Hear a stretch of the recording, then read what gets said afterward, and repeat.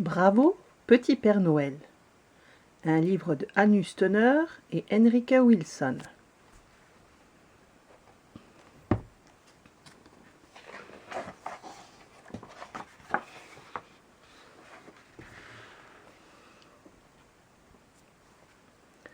Loin dans le Grand Nord, dans le village secret des Pères Noël, vivait un petit Père Noël. Il bricolait des cadeaux et cuisinait des petits gâteaux comme tous les grands Pères Noël. Mais tandis que ceux-ci partaient faire leur tournée chez les enfants, lui restait au village et apportait ses cadeaux aux animaux de la forêt. Un jour, le facteur lui déposa un immense sac plein de lettres. Les animaux de la ville lui avaient écrit. Ils voulaient savoir pourquoi le petit Père Noël ne rendait visite qu'aux animaux de la forêt. C'était injuste, il ne comprenait pas. Le petit Père Noël fut très attristé par la lecture de toutes ces lettres. Des cadeaux, il en avait assez pour tous les animaux, mais seuls les grands Pères Noël allaient à la ville. Le petit Père Noël prit les lettres et décida d'aller rendre visite au Père Noël en chef, qui savait toujours quoi faire. Mais pas cette fois-ci. « Ma foi, petit Père Noël, que peut-on faire » grommela-t-il dans sa longue et belle barbe. « Pour toi, la ville est trop éloignée, et les grands Pères Noël ne peuvent pas prendre plus de cadeaux sur leur traîneau. Ils ont déjà du mal avec ceux des enfants. » Le Père Noël en chef avait raison. La ville était vraiment loin. De plus, le petit Père Noël aurait dû tirer lui-même son traîneau, ou le pousser, car les grands Pères Noël avaient besoin de tous les rennes. Le petit Père Noël ruminait, tentant de trouver une solution. Il n'endormit pas de la nuit, mais au petit matin, une idée avait pris forme dans sa tête. Il allait en parler avec la chouette. La chouette était l'animal le plus sage de toute la forêt. Elle n'eut pas à réfléchir très longtemps avant de lui dire « Nous allons tous venir avec toi. Le grand ours tirera le traîneau, les autres animaux pousseront et je volerai devant en éclaireur. »« Mais qui connaît le chemin » demanda le petit Père Noël. « Le campagnol » répondit la chouette. « Il a de la famille en ville et il peut leur écrire que nous arrivons. »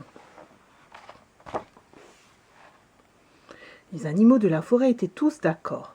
Ils levèrent le camp le matin suivant au point du jour, alors que les grands Pères Noël dormaient encore. Ils traversèrent la forêt enneigée et franchirent les montagnes sauvages. Elles étaient si hautes qu'ils étaient tous en sueur, même la marmotte, qui jusque-là avait dormi au milieu des cadeaux. À présent, elle se tenait au sommet des paquets et criait « Pressons, pressons, allons, pressons !»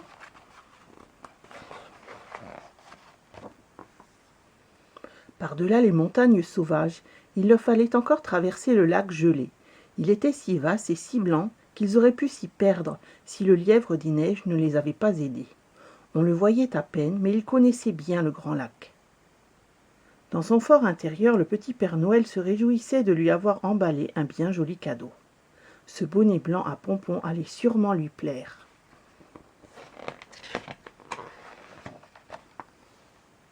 La nuit tombait déjà, ils firent une petite halte. « Ça alors » s'exclama soudain la marmotte.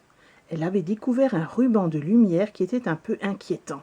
« C'est le train » dit la chauve-souris. « Et la lueur derrière la montagne » cria la chouette depuis sa branche. « C'est la ville » Peu après, ils atteignirent les premières maisons. Les rues enneigées étaient silencieuses, mais une vive lumière jaillissait de chaque fenêtre.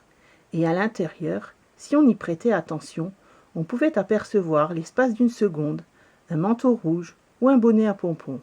Les grands Pères Noël étaient déjà chez les enfants. On en voyait parfois un disparaître furtivement au coin de la rue, et le lièvre aux longues oreilles entendait tintinnabuler les clochettes du traîneau. Mais des animaux de la ville, point de nouvelles.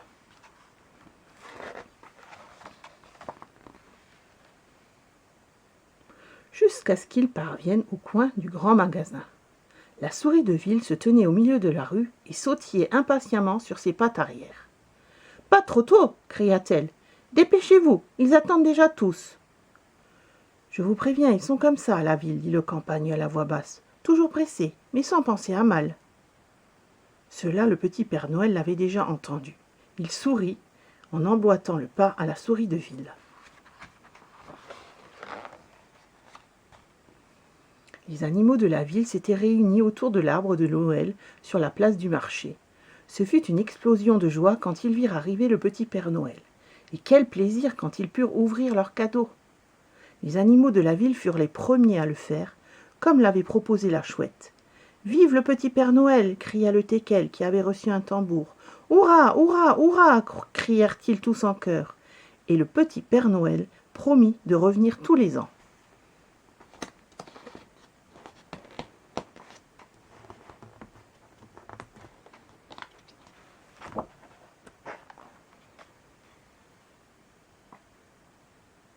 Le petit Père Noël et les animaux de la forêt se remirent en route à l'aube. C'était une belle journée.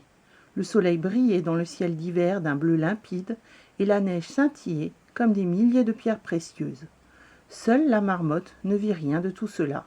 Elle avait reçu une bouillotte pour Noël, sur laquelle elle s'était immédiatement endormie.